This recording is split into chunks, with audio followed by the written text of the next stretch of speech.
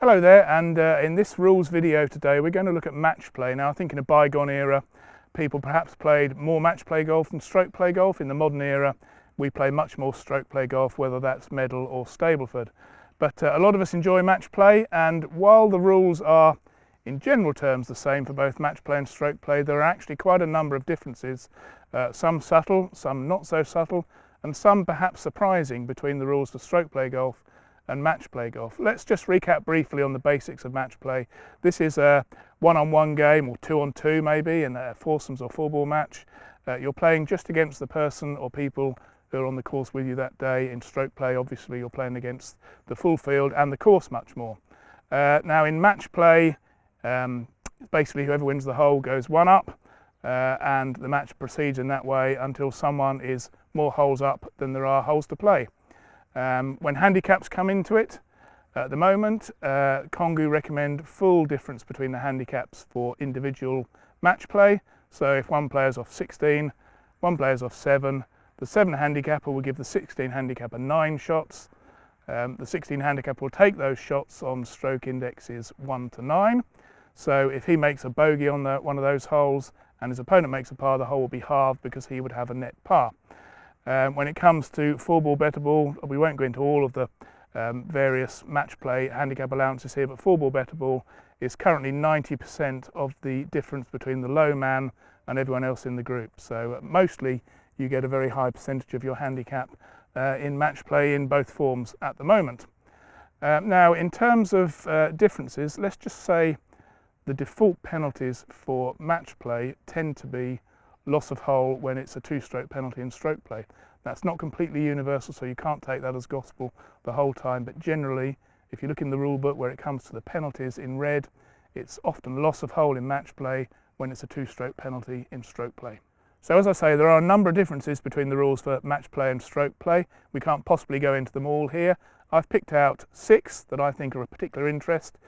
Please leave your comments below. If there's another match play versus stroke play dilemma, debate, then let's get involved in that via the comment section below. And if you're enjoying this video, don't forget to click the like button.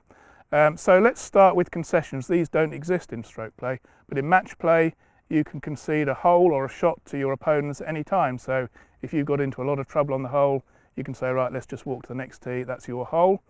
Typically it comes into play on the green, whether you decide to give or not give a putt. You can't do that in stroke play. You might play a friendly game with your mates where you give each other putts within X distance of the hole, but once you've got a stroke play, medal play card in your hand, you can't do that. You've got to hole every single shot, even if it's 2 or 3 inches. One thing to note with regard to concessions is they can't be withdrawn, they can't be declined either. I'm not sure anyone would ever want to decline a concession. No one's going to stand there and say, I wouldn't give that to me if I were you, I've been known to miss from here. But in terms of being withdrawn, you know, perhaps a partner might say that's good to the opponents, and the other partner comes up on the green and says, no, I would like to see that. Well, by that time, it's too late, I'm afraid. The concession has been offered, that's it. Let's just talk about disregarding the rules. That may seem a very strange thing to talk about, but in match play, you can decide to disregard a rules breach by your opponent. It's up to you. What you can't do is agree with your opponent beforehand that you are going to play X rule today. So maybe it's not preferred lies, but you decide between the two of you that you're going to play preferred lies that day just because you think the course is a bit rough or there's a few wet patches. You can't make that decision between the two of you. So if you did, I'm afraid you would both be disqualified. But if you see your opponent taking a wrong drop somewhere, it's up to you as to whether you decide to call him up on that. That's very, very different to stroke play. There's been a lot of talk about ready golf, hasn't there, of late? People being encouraged to play out of turn in stroke play. That's fine, there is no penalty for doing that in stroke play.